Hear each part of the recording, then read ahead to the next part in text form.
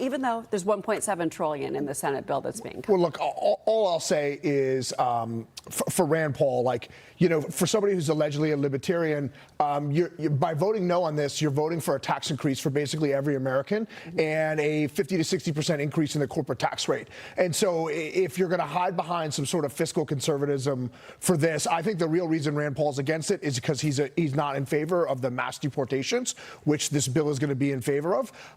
So this is a messy process. This is a huge bill. Getting it through budget reconciliation is a very difficult process.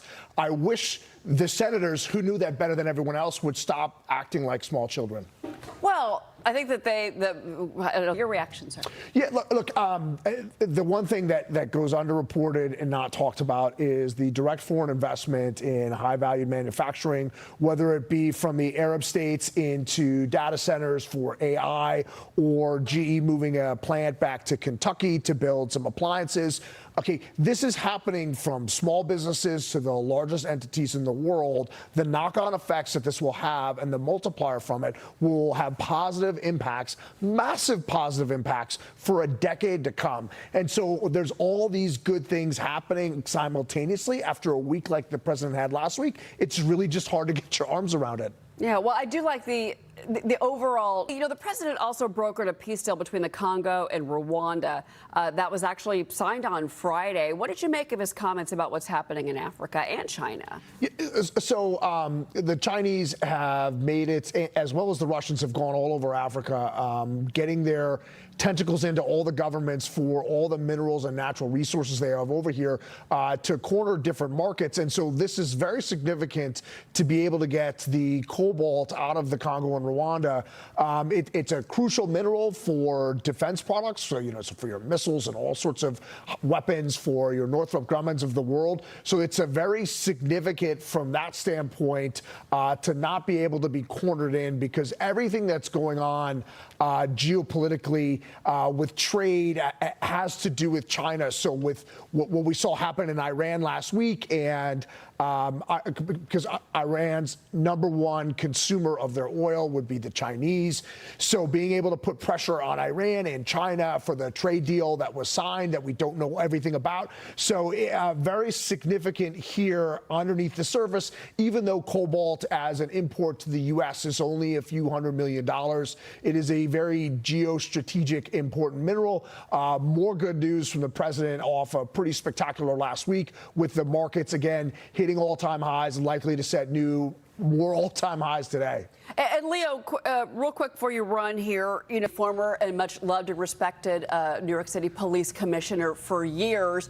And by the way, Mike, just to talk about law enforcement in this city, Zoran Mondani has said he wants to defund the police. So if you call 911 because somebody's threatening you with a knife, a social worker is going to show up to help you out.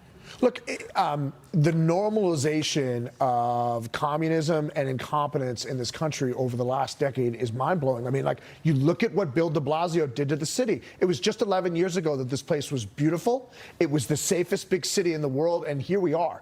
And so there's a lot of people elsewhere in the country saying, hey, this doesn't matter to me. This, you know, give these liberals like what they want, like they deserve it. You don't get it. It's like an infectious disease that will spread to the rest of the country. Okay, what we're getting with him is a window into the Democrat Party today, funded by billionaires who he says shouldn't exist. I guess they should exist if they fund him. But like this is an unmitigated disaster if this is allowed to fester here. So how do you see this playing out? Because if we have Cuomo, if we have Eric Adams, if you have Curtis Sliwa in there, how on earth are you going to get a coalition of all these Republicans, independents, blue dog Democrats to put down this communism? We're confident that in the coming weeks, the competitors to Mamdani, we will coalesce around one candidate. Nobody will be totally happy, but the goal is to defeat this major threat to New York City. It's a major threat. And so there will be a coalescing. Our job at SaveNYC.org is to get out into the 5 boroughs and onto social media. Them on government subsidized benefits, whether it was Medicaid or what we saw in some of the sanctuary cities. Yeah, taxpayers were funding their entire lives. Look, because large lobbyists and large businesses don't want to deal with the headache of innovation or paying American workers, doesn't mean we should let up. Last summer, 63% of the country, according to Pew, wants every single illegal immigrant deported. This is what he was elected to do. These work and that's one of the most crucial points of this big, beautiful bill, is putting in hundreds of billions of dollars to get our country back. Okay, how on earth can we have a housing shortage in the United States of America if the birth rate is 2.1 per woman?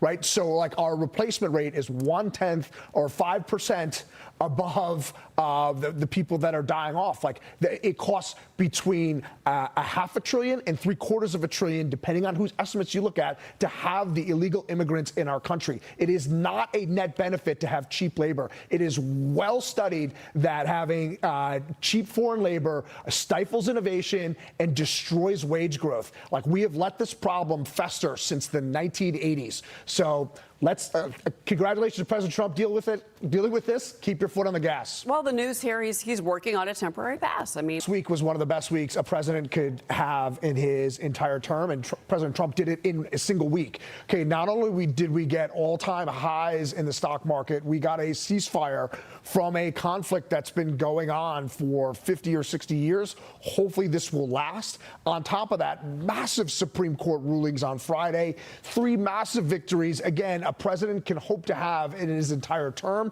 that Donald Trump had in a single week, and a peace deal in Rwanda and the Congo.